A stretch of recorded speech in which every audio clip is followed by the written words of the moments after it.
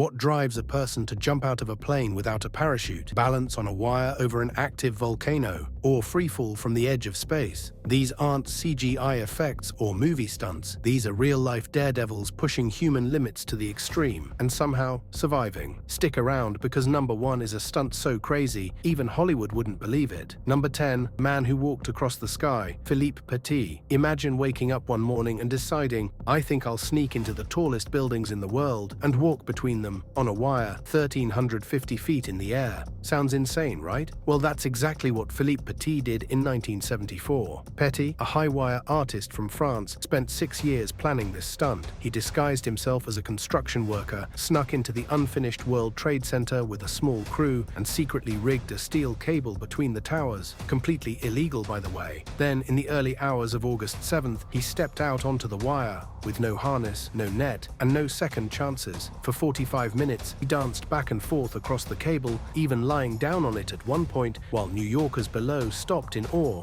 When the police finally got to him, he simply laughed and kept walking. Eventually, he surrendered and was arrested, but instead of being punished, he became a legend. New York City was so impressed, they dropped the charges and let him go. Talk about style points. Number 9, the jump that broke every bone, Evel Knievel. Evel Knievel wasn't just a daredevil, he was a human crash test dummy, and in 1967, he attempted a stunt so brutal it left him in a coma. Knievel's target, the fountains at Caesar's Palace in Las Vegas, a 141-foot jump over concrete and water. His plan, launch himself across the fountains on his motorcycle, land safely, and cement his legacy as the greatest stuntman of all time. But reality had other plans. As Knievel took off, something went horribly wrong. He cleared the fountains, but botched the landing, flipping violently over his handlebars. What followed was one of the most brutal crashes in history. He tumbled like a rag doll, slamming into the pavement. The damage? A shattered pelvis, broken ribs, a fractured skull, and a crushed femur. He spent 29 days in a coma, and when he finally woke up, he watched the footage, laughed, and started planning his next stunt. Evel Knievel wasn't just tough, he was unbreakable. Number 8, the man who free fell from space, Felix Baumgartner.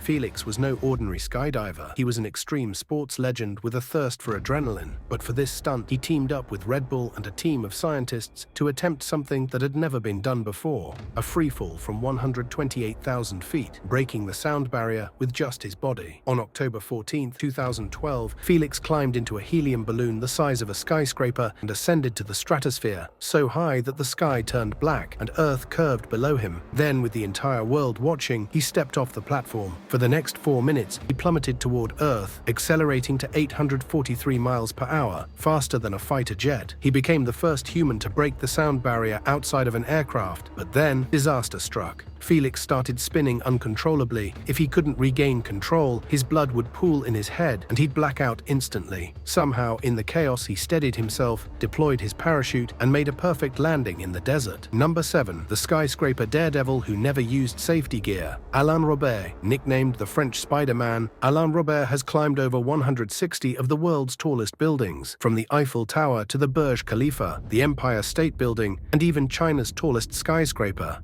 His method? Bare hands, no ropes, no safety net. One of his most insane climbs happened in 2011 when he scaled the 828-meter Burj Khalifa, the tallest building in the world. He had to deal with strong winds, smooth glass panels, and zero room for error, but that's just a normal day for Alain. In 2018, he took things up a notch, climbing the 230-meter Heron Tower in London with no permission. When he reached the top, he was immediately arrested, but that didn't stop him. He simply moved on to the next building. Alain is living proof that some people are just wired differently, and that fear is, quite literally, something you can climb over. Number 6, the daredevil who drove a rocket over a river, Evel Knievel. Most people would be happy jumping over cars. Evel Knievel? He wanted to jump an entire canyon. In 1974, Knievel set his sights on the Snake River Canyon in Idaho, a 1,600-foot wide gap. He knew a motorcycle wouldn't cut it, so he did what any sane person wouldn't. He built a homemade rocket called the SkyCycle X2. It looked like something straight out of a James Bond movie, a steam-powered rocket with wings built to launch Knievel at 350 miles per hour across the canyon.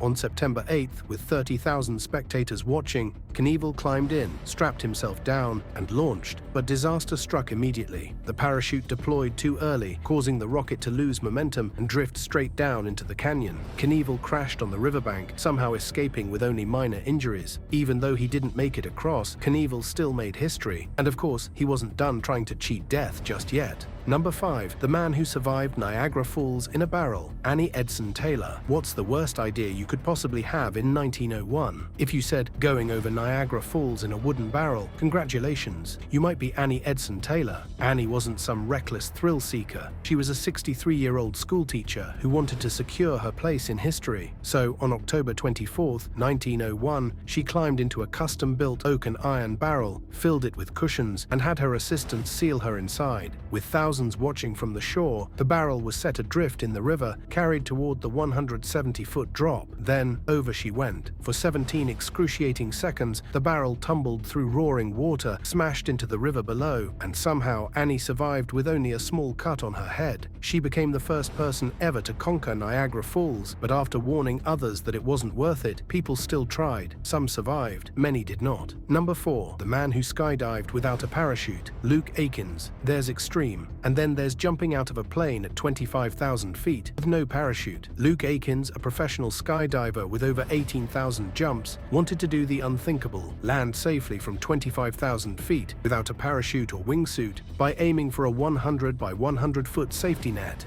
On July 30th, 2016, he boarded a plane, ascended to 25,000 feet, and jumped into the void. No backup chute, no second chances, just gravity and a small target below. For 2 full minutes, he free fell at 120 miles per hour, locked onto his target. At the last moment, he flipped onto his back, slammed into the net, and survived. It was one of the most precise stunts in history, proving that sometimes physics can be pushed to its absolute limit. Number 3. The human fireball who ran through an inferno. Antoine Mourneville. This isn't a movie stunt, this is real. In 2021, Antoine Mourneville set a world record by running over 895 feet completely on fire without an oxygen mask. The flames burned at over 2,000 degrees Fahrenheit, hot enough to melt steel. With only a fire-resistant suit and gel on his face, he sprinted through the inferno, holding his breath the entire time to avoid inhaling the flames. Somehow, he made it through, setting a new world record for the longest full-body fire run. And the craziest part?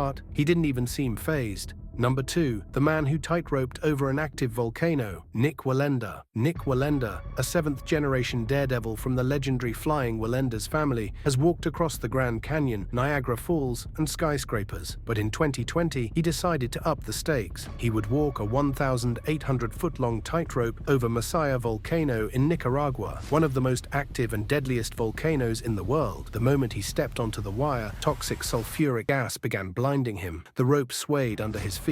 Below, the lava bubbled at over 2,000 degrees Fahrenheit. Halfway across, the harness holding his balancing pole snapped. For any normal person, this would have been game over, but not for Nick. Through thick smoke and brutal winds, he kept going, one careful step at a time. And after 31 agonizing minutes, he made it to the other side. When he stepped off the wire, he dropped to his knees in victory. He had just accomplished what no human had ever done before, walking straight over the gates of hell and surviving. Number 1. The man who survived jumping off the Eiffel Tower. Franz Reichelt. Some stunts are crazy, some are borderline suicidal. And then there's Franz Reichelt, the man who thought he could fly and paid the ultimate price. In the early 1900s, aviation was in its infancy and parachutes were still experimental. Franz Reichelt, an Austrian-born tailor living in France, believed he had invented a revolutionary parachute suit, a wearable device that would let people float safely to the ground after a fall. There was just one problem. He had never tested it properly, but he was so confident in his design that instead of dropping a dummy from the Eiffel Tower, he decided to test it himself. On February 4th, 1912, he arrived at the tower wearing his homemade parachute suit, which looked less like a parachute and more like a bat costume gone wrong. As a small crowd gathered, he climbed to the edge of the first platform, 187 feet up. For a moment he hesitated, then he jumped. The suit barely opened. Instead of gliding, he plummeted straight down like a rock.